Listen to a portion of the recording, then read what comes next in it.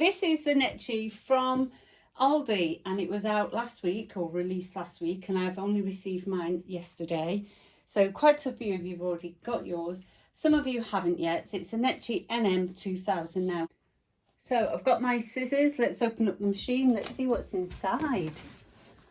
Now with Necchi, they are an old brand. They've been around for about 75 years, based in Italy. So Vittorio Necchi came up with a brand new sewing machine back in 1900 something, and he created a fancy sewing machine that did zigzag back in 1924, released that. So it's almost 100 years ago. His first factory was built, and he only had 40 workers, and they started producing 1,000 machines a day.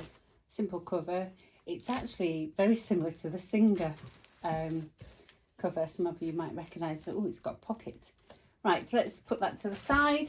In here we've got our warranty card and our set of instructions. Read them.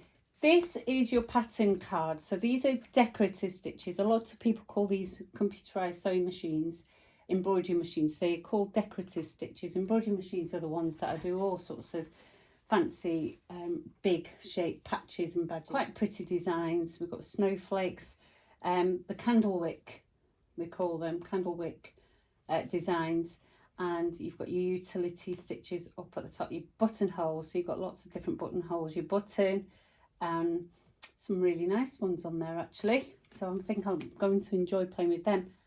Best feature ever sewing machine with letters and numbers. So you've got uppercase and you've got lowercase.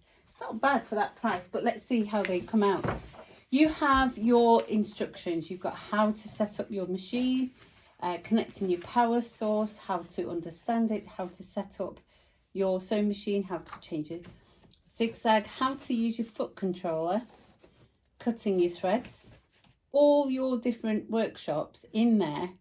Put me out of my business. Right, so the machine's stuck in here. Let's actually get it out. So we're going to have to pour it out onto the table because I don't have a second helper. I think I'm going to have to go upside down. There we go. There we go. It's a heavy machine. It's got some decorative stitches in there already to show you. Wow, look at that. So somebody's had a play with the machine and they've already had a go at it. You can see the tension's a little bit messed up in the machine already. Look at the zigzag. So I should only see the red on the top, but actually I can see red at the bottom as well. And I can see buttonholes.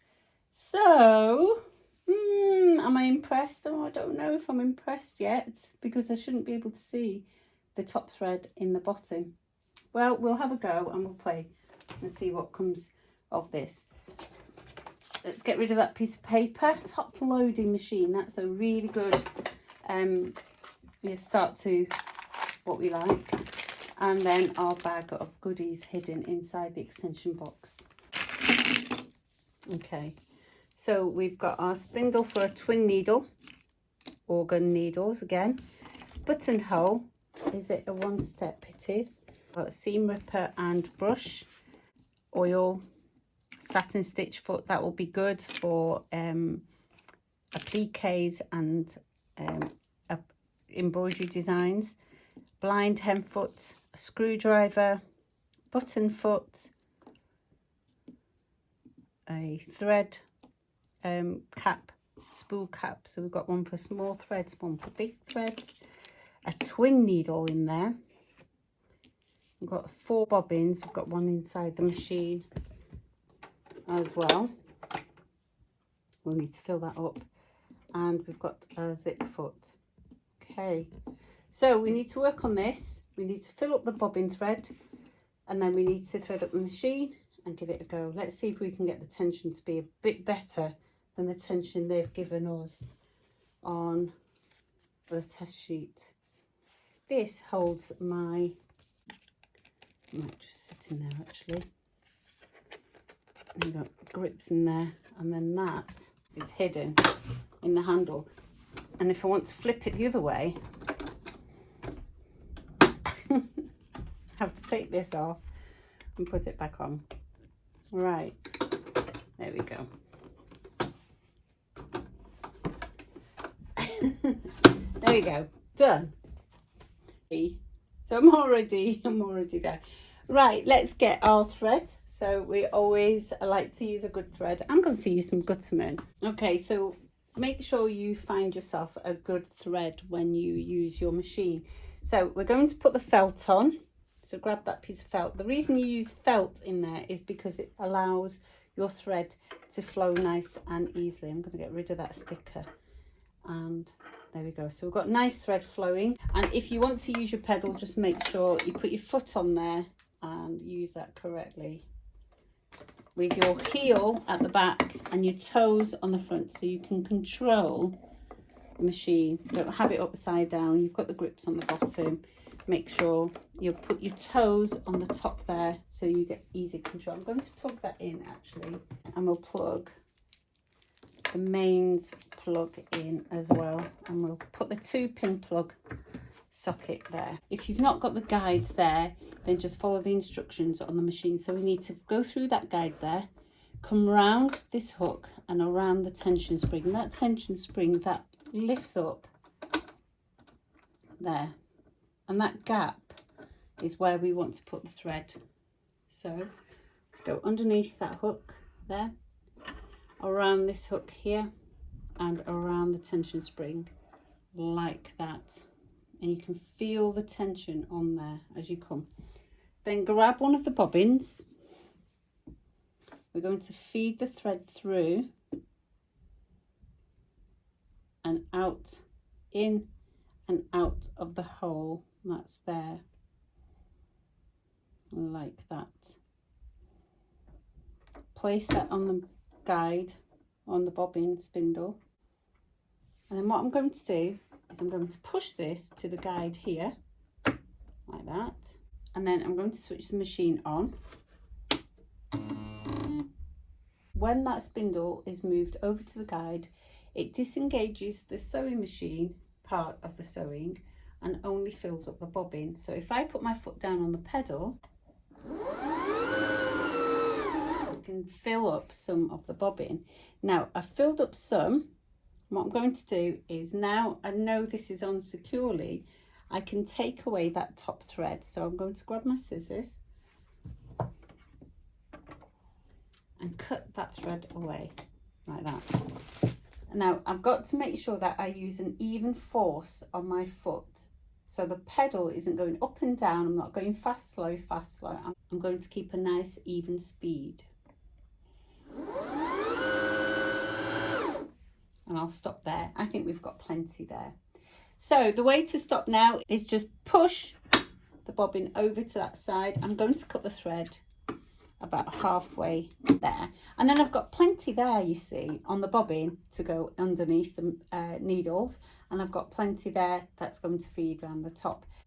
So all we literally need to do is just lift the bobbin off there and just drop, don't change direction, and drop it straight into the bobbin area. Okay, so I've got the thread hanging over there. What I'm going to do is grab that and bring it underneath this hook here, like that. Bring it round this little hook just there, and follow the arrows on inscribed in the machine, and then bring it round this cutter, and that's actually a cutter there. Bring it down a little bit so you can see. So that's a cutter there, and if I bring that thread round, watch, it snaps off. And that's it. That's all we need to do for the bottom thread. And that clip goes in first into there and just drops down like that. Okay, now let's work on the top. So we left that thread hanging on the tension spring for the bobbin, but we do need this guide. So I'm going to just pull that thread out of the tension spring for the bobbin, and I'm going to bring this thread round to the back here on that guide there. Now when you're using two threads, it's good to separate the two threads, so you can use one channel for one thread and use the other channel for the other thread. But it doesn't matter which side you use when you're threading the machine up for one thread. So just let it pass through, scoop that thread round, and I'm going to bring it up. The hook's at the top, bring the thread round and it catches on the hook. You bring that thread down the channel and we've got a guide here, a thread guide here. Let's go through that thread guide like that. And then we have another thread guide there. And I have spotted that I've still got the sellotape on the machine. So we need to pull that off. And that's there just to make sure that things don't get knocked and fall off too easily. So there we go. Let's pull that out. Just in case, I think, because we've got a thread take-up lever there and a thread guide, an automatic threader there. So we need to use that, don't we? So use that thread, bring that down. I'm going to, again, you've got two guides there. You've got one guide on that side and one guide on that side. And again, it really doesn't matter which one you're using. It only matters when you're doing twin needle. So I'm just going to go around that side. And then I'm going to use the thread guide, automatic thread guide. I can, if I wanted to, just thread the needle, but I'm not going to. I'm going to bring this automatic threader down. Can you see on there? There's a hook just there. And then there are two little hooks there that come round. And inside there is the tiniest threading hook that goes through the eye of the needle and then catches the thread. Okay, but the way to make sure that we got this in the right position. So if I come up here, I can press the needle down and back up again, and it resets the needle in the correct position for me so that the automatic threader, the tiny hook that's supposed to feed through the eye of the needle, will actually be in the right position. If you don't do that, you can tend to end up damaging the hook. So it's very important that you make sure that you follow that procedure. So get that thread. We're going to bring the automatic thread around. Now what I'm going to do is I'm going to catch that thread on that first hook there, and as it comes down, I keep pulling down.